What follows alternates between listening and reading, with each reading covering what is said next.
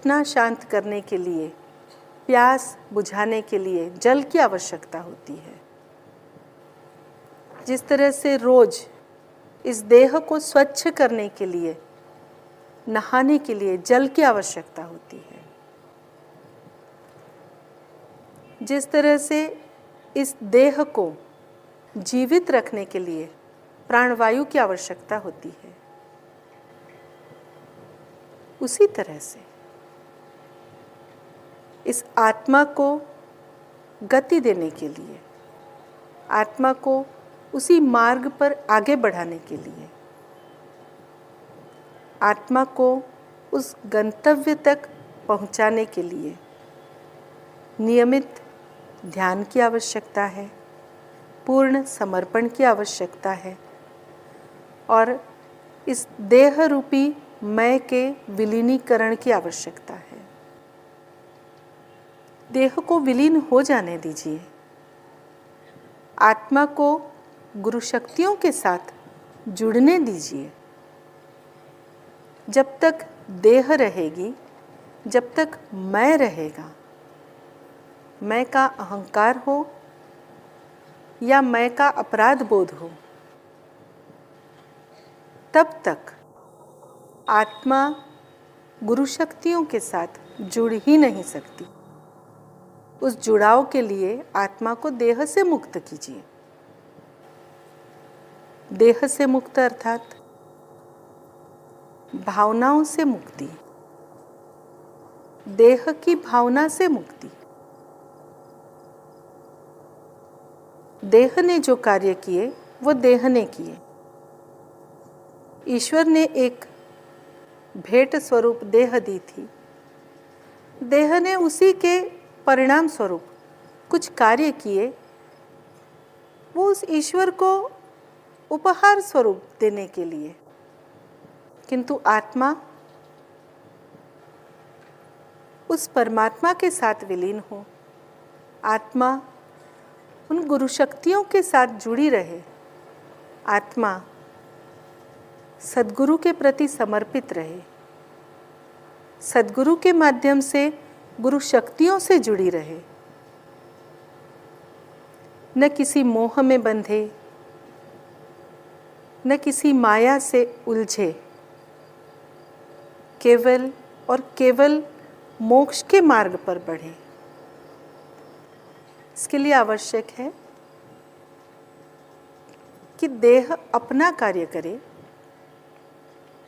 आत्मा समर्पित रहे, विलीन रहे उस माध्यम के प्रति, उन गुरु शक्तियों के प्रति। देह पत्नी है या देह पुत्री है, देह माता है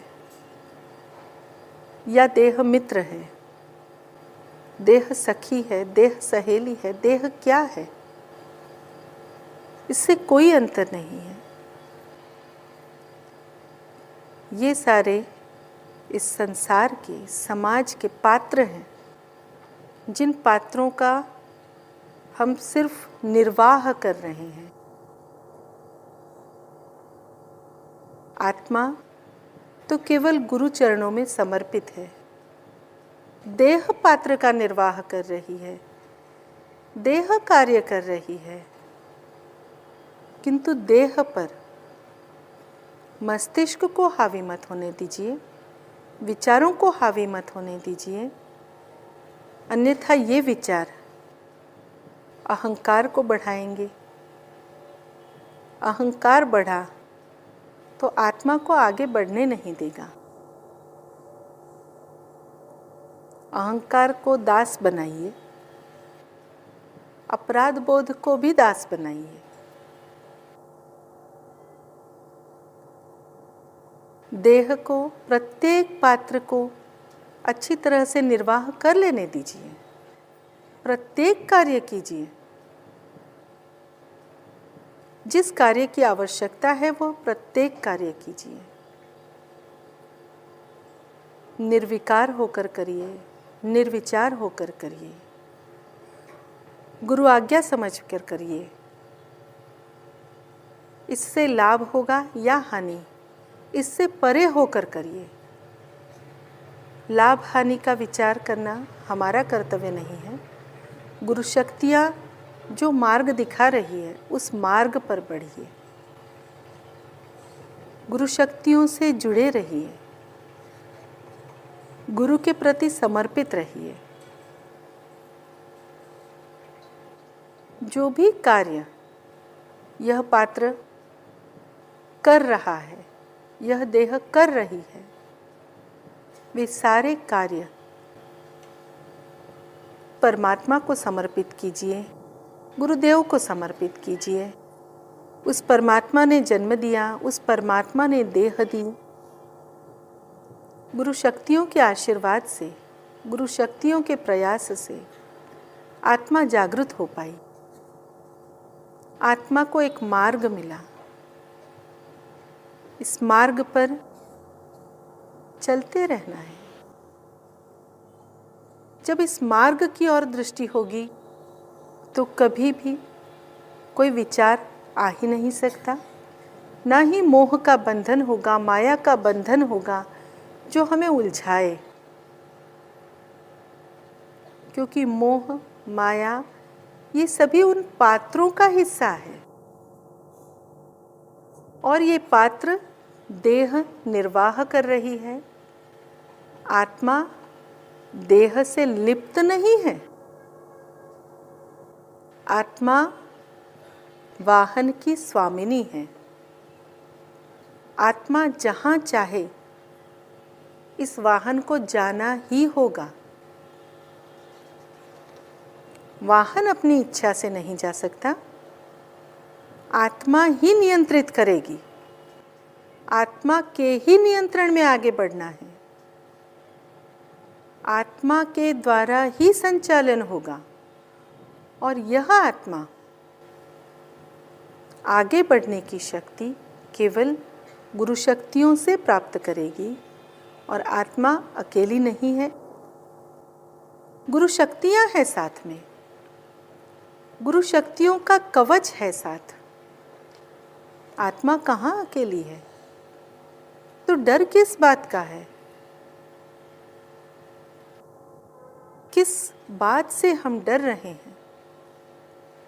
क्यों समर्पित नहीं हो पा रहे हैं? क्या कोई विचार मार्ग में बाधक है? तो ये विचार तो देह का होगा ना। और हम तो देह नहीं हैं, हम तो आत्मा हैं। जब हम आत्मा हैं तो विचारों से हमारा क्या लेना देना?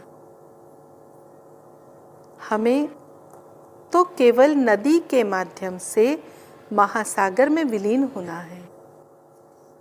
महासागर राह देख रहा है हमारी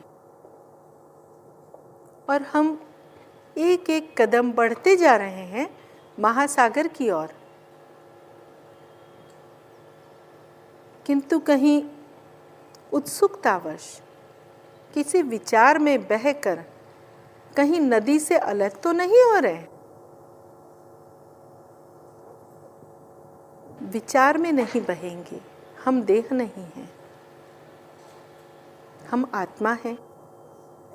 नदी हमारा समूह है, आत्माओं का समूह वह नदी है। और नदी की सामूहिकता में जुड़कर ही हम सद्गुरु रूपी महासागर में, गुरु शक्तियों के महासागर में मिलने जा रहे हैं। जब इतनी आत्माओं का समूह है, सामूहिकता है, एक ही इच्छा, गुरु मार्ग पर चलना, इसी शुद्ध इच्छा से इस देह ने गुरु चरणों में स्वयं को समर्पित किया है। तो आत्माओं का ये समूह हमें इस सामूहिकता के माध्यम से सद्गुरु रूपी महासागर में विलीन होने के लिए बुला रहा है। बस बढ़ते जाना है। बढ़ते हुए उस गुरु शक्तियों के महासागर में अपने आप को विलीन करना है। नदी का अस्तित्व भी समाप्त हो जाए तभी महासागर बनेगा, और बूंद का अस्तित्व नदी में मिल जाए तभी नदी बनेगी।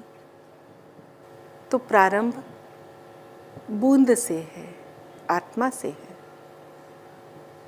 आत्मा सामूहिकता रूपी नदी में मिले और सामूहिकता की नदी सद्गुरु के महासागर में मिले तो हम सब महासागर ही हुए। महासागर में गुरु शक्तियों के साथ हम प्रत्येक समय में जुड़े रहे हैं। केवल जानते नहीं हैं कि ये जुड़ाव कभी था, क्योंकि जानना बुद्धि से है। जानने का कार्य बुद्धि कर रही है। जानने का कार्य यदि आत्मा करती तो आत्मा तो जानती है। आत्मा सदैव से थी, वो सदैव से ही महासागर का हिस्सा थी, कभी भी उससे भिन्न नहीं हुई। भिन्न तब हुई जब उस आत्मा को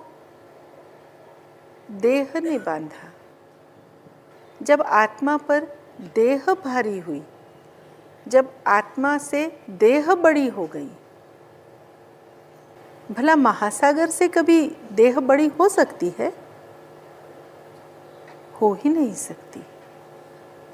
जब हम महासागर हैं तो देह का यहाँ क्या काम? और जब देह का कुछ कार्य ही नहीं है, हम सब गुरु शक्तियों के माध्यम के साथ ही सदैव हैं, तो आगे कुछ भी कार्य नहीं है। कार्य है तो देह का। देह आत्मा के नियंत्रण में रहे, आत्मा के मार्गदर्शन में चले तो देह भी निश्चिंत रहेगी। देह निश्चिंत रही तो कार्य भी संतुलित होंगे। कार्य संतुलित हुए तो समाज भी संतुलित ही होगा। समाज संतुलित हुआ तो समाज की प्रत्येक इकाई संतुलित होगी। प्रत्येक इकाई संतुलित हुई तो उसमें स्त्रियां हो या पुरुष हो, सभी संतुलित ही होंगे, और संतुलित समाज में कोई बुराई रह ही नहीं सकती। तो इस महासागर में अपने आप को सदैव रखिए। आप स्वयं ही महासागर से नदी में आ जाते हैं, नदी से बूंद में आ जाते हैं, और बूंद से देह में, और देह के अधीन हो जाते हैं।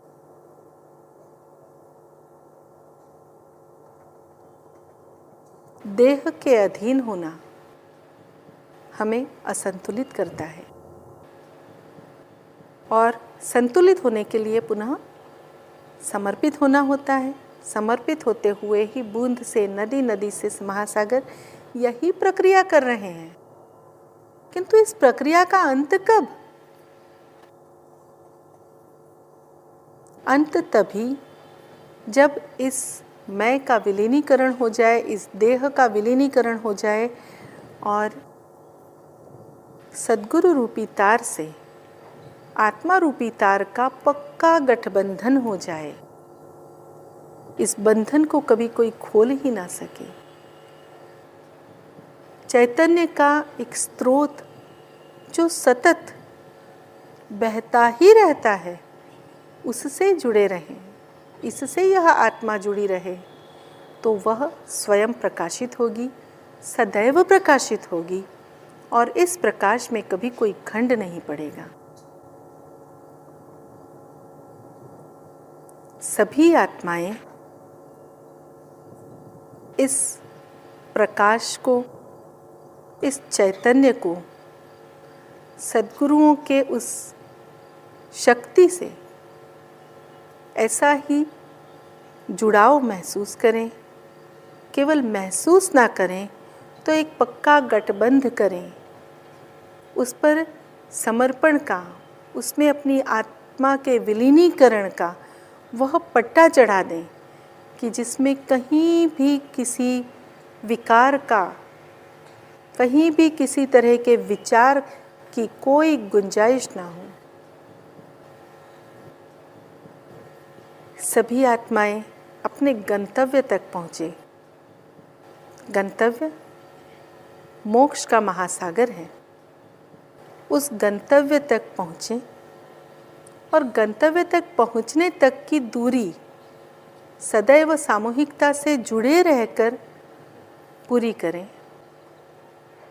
सामूहिकता का हिस्सा ही रहें, सामूहिकता से अलग ना हो। इसी शुभकामना के साथ जय बाबा स्वामी।